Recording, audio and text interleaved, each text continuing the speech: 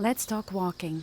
And I really hope I changed the way you look at walking because walking changed my life and I hope that you give it a chance. So, most people look at walking as just walking, as a way of getting from point A to point B, as something that we do in between the real stuff, between work, running errands, workouts, just like a fill up activity, right? But for me, walking became the activity, the main practice, the real stuff, because walking changed how I process things, how I heal, how I create, how I think. Here is how I see it.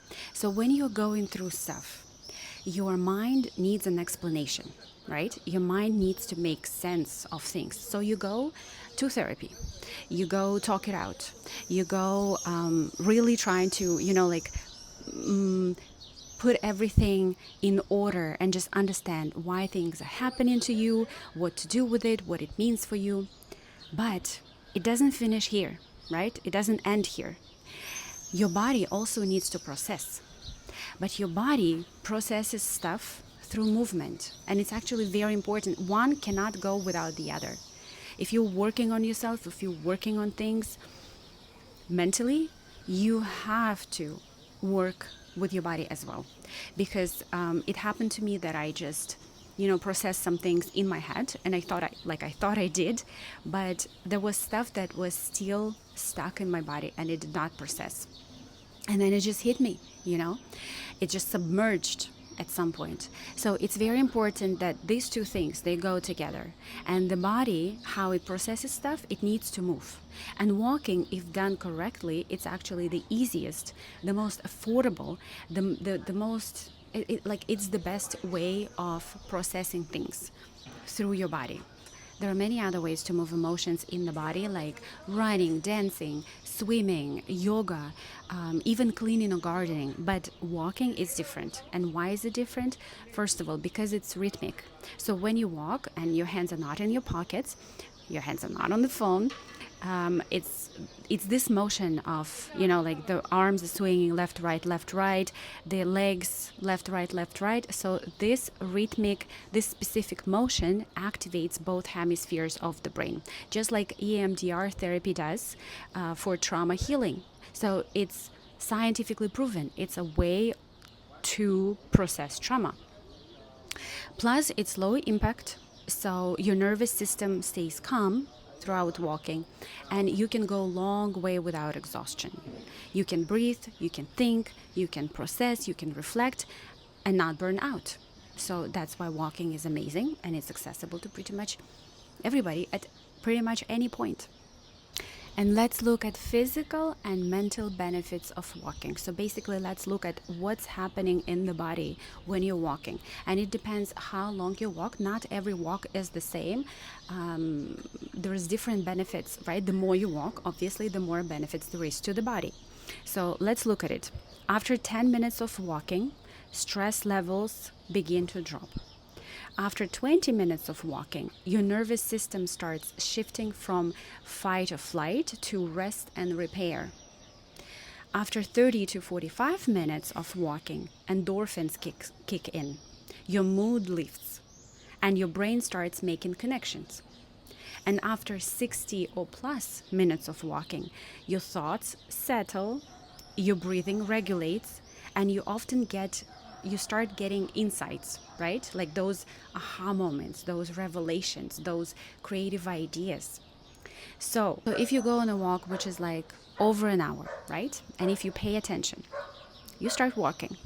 At the beginning, there's going to be all these thoughts, like random thoughts, all this garbage coming in your head, like everyday today thoughts, different worries, different like what ifs, what should you do, like your to-do list.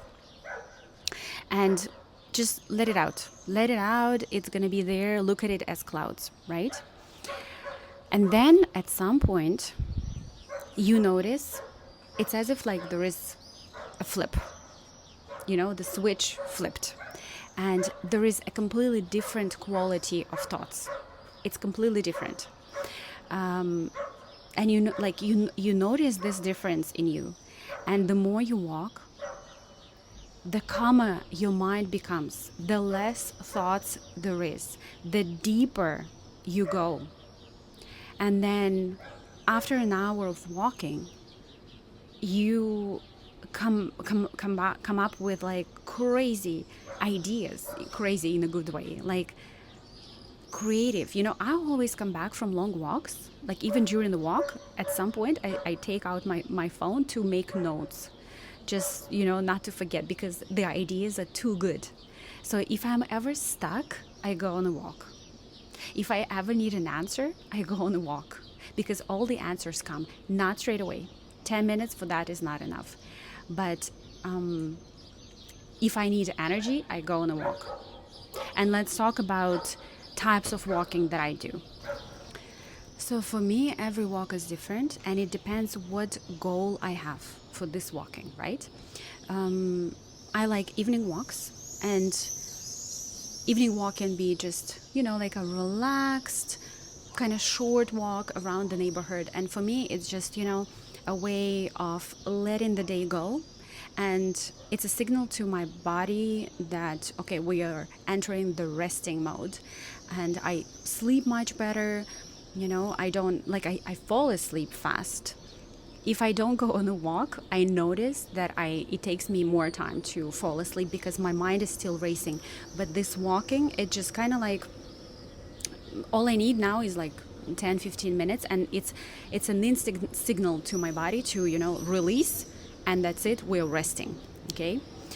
Then if I need to get something creative, like creative ideas, then I go on a creative walk, and I know that for that I need to walk longer, right? It could be a faster pace at the beginning. So first I just need to, like I said before, I let everything out, and I just let the ideas come. I don't chase them. It's very important to just let go and just walk and just see what happens, right? I set an intention before I start walking. For example, if I need an answer, if I need an idea, if I'm lost, if I feel like, okay, I'm overwhelmed, I'm lost, I don't know what I'm doing exactly, or how to do a certain thing, I set an intention before I go on a walk, and then I just let go. So at the beginning, like, you have to empty your head. You have to all this garbage to come up, like resurface, and try not to like grab every thought. Just let it pass. And then at some point you're going to enter that creative state, that state where you get the answers, where you receive the solutions.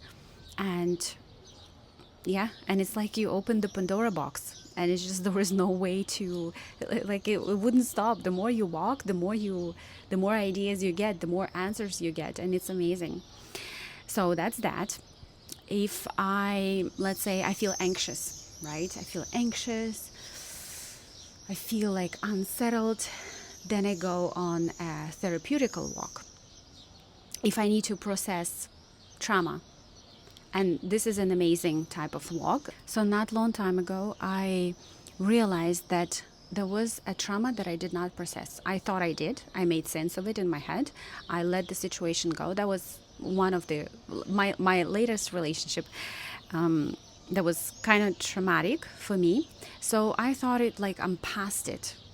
I put it well behind. But then when I got a reminder of it, my body just tensed up. And I was like, whoa, what is happening? Like, my heart started racing, and I just felt like that crazy anxiety. And I realized that I did not process that through the body. And somebody recommended to me to go on a walk. And, because I thought I processed it, like when the thoughts about that relationship, about that person would come up, fears, because that person was still pursuing me. So sometimes I would just have like those fears coming up about like what could happen, what the person could do, and anyways, and I would just shove them to the side. I just, I was confusing this, processing the situation with positive mindset, and I thought, okay, like if I grab onto these thoughts, it's like going against of my positive mindset, like I just didn't want those fears to come true. I didn't want those thoughts to become a reality. That's why I just wouldn't engage with them. And not only I wouldn't engage with them, but I wouldn't even let them come out. So I would stop them straight away. And somebody told me, like, no, you should just let it out, because they're still stuck in the body, and you just need to let the body, like, surface them. You don't have to grab them and, like, chew on them, but they need to come out. And so one time I went on a walk, and I walked for almost an hour. Like, I walked for 45 minutes. It was just like, I didn't have an intention of processing that trauma. I was just walking. And then after 45 minutes, I was already on the way home. And then I just got this thought about that relationship.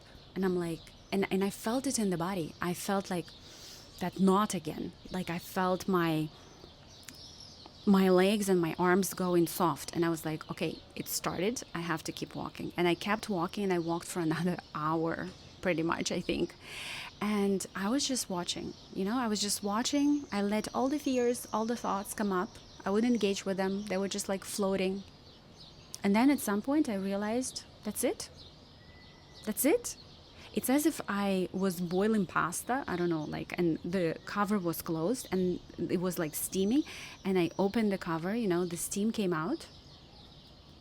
And that's it. And that was amazing. For me, that was like kind of a revelation. That was the first time I experienced that. Like, I really embodied that. I really experienced it on me, how it happens. So for sure, 100%, I can tell you that this is a working instrument, and it's amazing. It's crazy, and it's fast. It's accessible. It's just wow. There's also grounding walks, right? Grounding walks, and you can go barefoot. It's good to do on the beach, on the grass, in the park, touch the trees, in the forest. Sometimes I go hiking, and I'm like, I just stay there. I just sit there. I just like feel the nature in the park, in my backyard. It's noticing the wind, noticing the surroundings, noticing the color of the sky, the birds flying. It's a very soothing and calming effect. It gives you a sense of, stability. It gives you a sense of belonging. It just rebuilds that inner foundation. Now let's talk about how to walk, right? The way of walking, because it's the same with food. You can go and eat, processed meat, like a burger. It's going to fill you up, but is it nutritious for you? Not necessarily. The same with walking. You can walk and talk on the phone. Yes, but is it going to be healing for you? No, not really. Yes, your body will work. Your body will get some calories burned, but is it going to give any effect to your body? Not necessarily. So what I recommend is always walking without your phone, without any music, without listening to a podcast. Leave your phone in the pocket. Leave your phone at home. Let your arms swing. Don't put them in the pocket. You can also implement a breathing pattern. I usually connect the breath to the rhythm of my steps, and it can be, let's say, 4 steps and inhale on 4 counts, and then exhale on 4 counts. Or if you want the nerves to reduce stress and the nervous system to come down, you can do inhale on 4 counts and then exhale on 5 or 6. So shorter inhales and longer exhales. And before you're taking a walk, ask yourself, what am I walking for today? Like, what effect do I want to get? And it depends if you're walking to come down, to let go, to get energized, or to get inspired.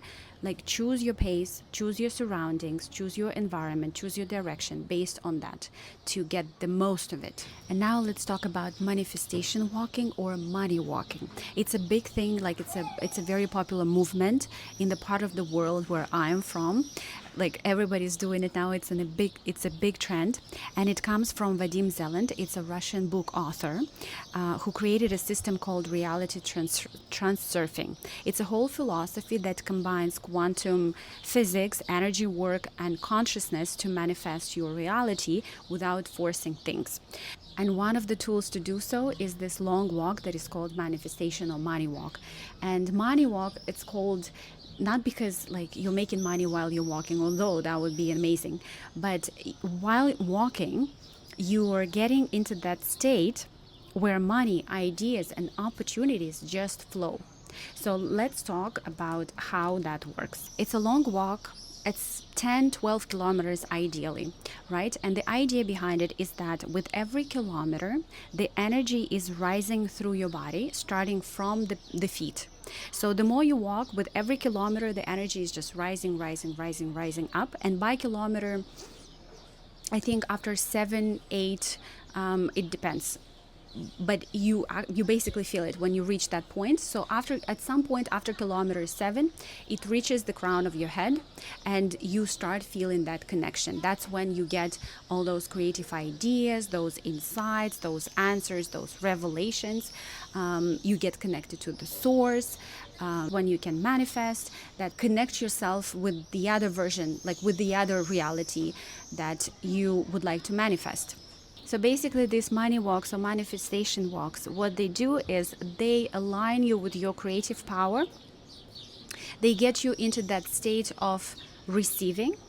They clear mental and emotional fog, which helps you making aligned decisions, right? Which lead to money. And also, Zeland talks about reducing importance, so like letting go, and walking naturally puts you in that low resistance state where things manifest easier. And let's talk about how to do this money walk correctly. So kilometer 1 to 3, just let the mind release the garbage. Like I said before, it just like all these thoughts, all these everyday today worries are gonna come up, so just let them out. Don't resist, just walk, just watch them as clouds. Kilometer 3 to 6, get into breath rhythm. So implement the breath, focus on steps, connect the breath to the step. Kilometer 6 to 9, enter the flow. The ideas start surfacing, and body is light, and awareness opens. Kilometer 9 to 12, it's a channel zone. So that's when you start receiving downloads, you're connecting to the source, you're connecting to that aha space, and it's obviously better to walk in nature. It's obviously better to walk alone, walk without distractions, and it's amazing to end it with a journaling session.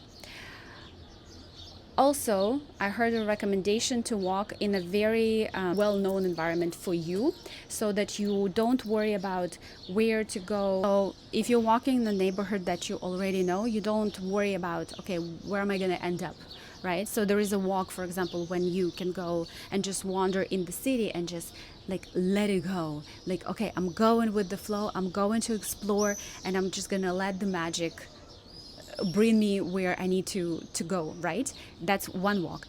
But this manifestation money walk is better to be done somewhere where you already know this environment, and you're just walking without worrying.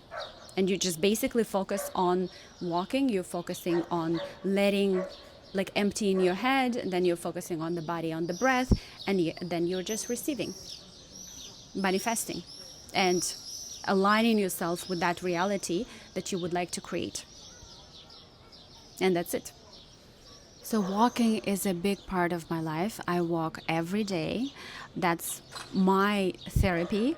I also, every year I go to Europe to walk the pilgrimage, the Camino de Santiago, and I have a separate YouTube channel about it, and I welcome you to join it and to see what it is. For me, it has been a life-changing experience, and every Camino that I walk has done something tremendous for me and for my life. And I also created the Life Alignment Circle, my online club, where I'm building this community of men and women who would like to make a change in their life. I'm a certified meditation and yoga teacher. I teach Tantra Hatha Yoga, which is energy-based or meditative yoga, where we really connect with our bodies, where we learn to listen to our bodies. And my philosophy is that body stores all the information. Like, you already have everything you need. You have all the answers, you have all the tools, like you have everything. You don't need anything else. And my goal is to help you reconnect with yourself. And once you do, you are not going to waste time anymore on doubting yourself, on doubting your decisions, on looking for answers or looking for the right advice, because you already have everything. And there's different tools to do so. It's Tantra Hatha Yoga. Then I also do Theta Healing. It's a way of working on the blueprints and patterns and letting go of the beliefs and patterns and blueprints that are not working anymore in your life, and implementing the new belief system, work on mindset. And I help people bring a change in their life, live a more fulfilled life, feeling more aligned with their path, with themselves, with their body.